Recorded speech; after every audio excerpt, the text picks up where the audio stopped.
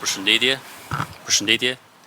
Në mbledhjen e sotme të qeverisë, miratuam disa amendime në lidhje me VKM 182 që lidhet me elementet e sigurisë të pullave fiskale. Propozimet që ne sjellim janë disa risi në fakt, sepse pullat e reja që do të hidhen në qarkullim kanë dy element. Së pari rriten elementet e sigurisë që bëjnë të pamundur ose ulin mundësinë e falsifikimit të tyre. Nga ana tjetër do të vendosim edhe teknologjinë track and trace në pullat fiskale, duke I dhënë mundësinë autoriteteve si tatimore dhe doganore që të ndjekin produktet që nga prodhuesi ose importuesi deri tek konsumatori I fundit. Nga ana tjetër, një risi tjetër e pullave të reja fiskale do të jetë dhe barkodi që do të vendosim në këto pulla fiskale, ku konsumatorët do të kenë mundësinë që të ndërveprojnë me produktin e aksizës. Nëpërmjet barkodit, nëpërmjet një telefoni, do të mund që të skanojnë produktin dhe të marrin informacion se kush është prodhuesi, kush është importuesi, kush është data në cilën ka hyrë produkti në Shqipëri dhe informacione tjera që mund të jenë në dobi dhe vinë dhe natyrisht në dobi të sigurimit të sigurisë ushqimore. Siç e dini, këto pulla fiskale tashmë prej më shumë se sa një viti prodhohen nga kompania shtetërore Alp Trace SHA, prodhohen me një kosto që është 20% më lirë se sa prodhoheshin nga koncesionari më parshëm. Pra ndryshimet që ne po propozojmë janë propozime të cilat janë në linjë me parafrimin e standardeve të Bashkimit Evropian dhe nga ana tjetër pa diskutim na përmirësojnë cilësinë e administrimit fiskal, por edhe rrisin standardet e sigurisë ushqimore në vend. Ju faleminderit. Përshëndetje zoti ministër, Sabina Nika nga MCN Televizion. Në fakt doja t'ju pyes pak për sa I përket edhe kolapsit të Albania dhe njoftimi që është bërë nga vetë portali që nga data 15 deri në datën 18 do ketë një bllokim të shërbimeve si pasojë edhe infrastrukturës së re që po I bëhet. Nuk e di nëse janë marrë masa edhe për bizneset, pasi dim që nga mungesa e sportelit fizik dhe çdo shërbim është kryer online dhe për të mos krijuar ato situatat e pakëndshme për bllokimin edhe të shumë dokumentave që mund t'i marrin nga shërbimet online. Unë besoj që kjo është një pyetje që do duhet t'i adresohet institucionit përgjegjës. Unë mund t'ju them që në rast se problematika të cilat vijnë nga sistemi online janë problematika që afektojnë në rastin konkret tatim paguesit apo individët për marrjen e shërbimeve, patjetër që nëse këto vonesa do të cilin penalitet për qytetarët, unë besoj që qeveria do të marrë gjitha masat e nevojshme që të tejkalojmë këto lloj penalitetesh që mund të lini si rezultat I mos funksionimit të sistemit I Albania. Faleminderit. Përshëndetje gjithëve. Në mbledhjen e qeverisë në fakt kaluam disa akte të Ministrisë së Infrastrukturës dhe Energjisë, po atë që do ndalem sot është një akt I rëndësishëm I marrë në kuadër të masave subvencionuese që qeveria shqiptare ka marrë në kohën e krizës së hidrokarbure dhe bëhet fjalë për masën e subvencionimit për transportin qytetës, ndër qytetës dhe rreth qytetës. Kujtoj që para rreth një muaj ne jemi ulur me shoqatat e transportit si dhe me përfaqësues të bashkive bashkë me Ministrinë e Ekonomisë dhe jemi ulur në tryezë dhe kemi dëgjuar gjitha shqetësimet dhe problematikat e tyre. Në atë kohë ne dhamë fjalën që do kishim një masë subvencionuese, siç kishim edhe në kohën e vitit 2022 dhe konkretisht sot e kemi miratuar që bëhet fjalë për një kompensim në masën 50 lekë për litër për gjitha shoqëritë e transportit publik,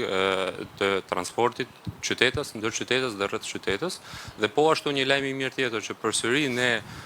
u angazhuam në ato takime që kemi bërë me gjitha grupet e interesit të transportit është që këtë masë subvencionuese do e fillojmë që në muajin mars kur kishim dhe fillimin e efekteve të krizës. Dhe në këtë kuptim kemi përmbushur një angazhim të marrë me grupet e interesit dhe sipas dakordësisë përkatëse. Faleminderit.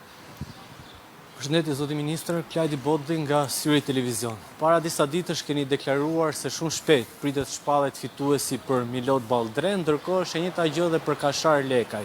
Teksa qeveria vit pas viti le të themi trumbeton një buxhet më të madh. Përse qytetarët shqiptar duhet paguajnë për rrugë me para kur buxheti I qeverisë e mundson që këto rrugë apo nuk e mundson që të ndërtohen dhe duke qenë se thuajse veriu I Shqipërisë është bërë I aksesueshëm vetëm me pagesë, duke nisur nga Thuman Kasharit e Milot Ballldren dhe tek rruga e Kombit, duke qenë se tashmë kemi edhe këtë bordin e transparencës, ku një pjesë e madhe e rrugëve po bën me pagesë, a mos do të propozoni dhe heqjen e taksës qarkullimi, duke qenë se do t'i paguajmë rrugët kur të kalojmë dhe nuk kemi pse të paguajmë te karburanti. Milot Balltren është një rrugë shumë e rëndësishme për gjithë korridorin Adriatiko-Jonian, por kryesisht për veriun e Shqipërisë dhe kryesisht edhe për qarkun Shkodër, në të cilën unë kam vëmendje maksimale për atë rrugë dhe që presim që patjetër është në procedurë konkurruese, ka rrugën e vet ligjore dhe komisioni i dhënies me koncesion po e verifikon me rregullshmërinë e duhur dhe unë pres që siç e kemi informuar edhe që ju e saktësuat para disa javësh, siç unë e kam informuar, do kemi mundësinë që ta shpallim fituesin dhe nisjen e kësaj rruge kaq shumë të rëndësishme për gjithë veriun dhe sidomos edhe për qarkun e Shkodrës, sepse lidh pjesën e korridorit Adriatik me pjesën tjetër të Shqipërisë. Për sa i përket le të themi shqetësimit që ju ngrini, unë mendoj që është një shqetësim që nuk është shumë i bazuar për shkak se të gjitha këto rrugët që ju referoni, patjetër janë me toll me pagesë, siç janë në gjithë Europën, për ato që duan të ecin me një kategori A autostrad, por kanë dhe rrugët alternative të cilat përsëri mund të jenë të aksesueshme. Dhe në këtë kuptim, patjetër realizohet funksioni publik i bërjes së një rruge të një kategorie të caktuar të nivelit A, por po ashtu duke krijuar dhe mundësinë rrugës alternative pa pagesë. Në këtë kuptim qytetari nuk humbet asgjë përveç se përfiton një rrugë me standard të lartë dhe për të ardhur dhe për të ndërlidhur me qytetet e tjera në një kohë sa më të shkurtër. Rruga Kombit që është ndërtuar me para publike dhe nuk ka një rrugë alternative. Gjithashtu këtë premtime kemi dëgjuar dhe për Thuman Kasharin që do të kemi rrugë alternative, ndërkohë rruga vjetër nga Fushkruja as nuk është rehabilituar as po ashtu dhe Ndroqi, duke qenë se po flasim dhe për Kashar Lekaj. Pyetja ime ishte shumë e qartë. Qeveria me rritjet vazhdueshme të buxhetit çdo vit e ka të pamundur të ndërtojë vetë rrugët dhe qytetarët të kalojnë në këto rrugë pa paguar kur paguajnë dhe taksën e qarkullimit dhe a ka, duke qenë se jeni edhe antar i bordit transparencës, a ka plan qeveria kur thuaj se 50% të Shqipërisë po bën me pagesë që të propozoj heqjen e taksës qarkullimit, sepse siç e thash, thuaj se gjithë veriu me Milot Balltren dhe Thuman Kasharin dhe rrugën e Kombit është i aksesueshëm me pagesë. Pastaj të flasim për pjesën tjetër. E para, unë do kisha sugjeruar që kur bëjmë bashkëbisedimin këtu dhe shifrave t'i referohemi në mënyrën e duhur, të thoni që 50% në rrugë janë me pagesë, është absurde dhe besoj që nuk është as për të diskutuar. Ne ishim duke diskutuar bashkë për sa i përket elementit të rrugëve alternative dhe ajo çfarë po ju them është që gjitha këto rrugë që ju referoni kanë rrugë alternative dhe një pjesë e mirë e tyre në rastin konkret të atyre rrugëve të reja që ju referoni kanë rrugë të reja alternative që është sipas standardeve përkatëse. Për sa i përket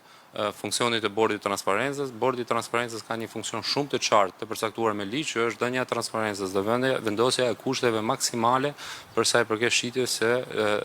hidrokarbureve në treg. Ndërkohë po ashtu roli i rëndësishëm i bordit transparencës është ulja me qytetarët dhe ulja me grupet e interesit për t'i dëgjuar me masa mbështetëse dhe subvencionuese. Masa që unë propozova sot dhe miratuam në qeveri vjen pikërisht për këtë që është subvencionimi me 50 lekë i gjitha shoqërive të transportit publik, transportit ndër qytetas dhe rreth qytetas për 50 lekë për litër. Faleminderit.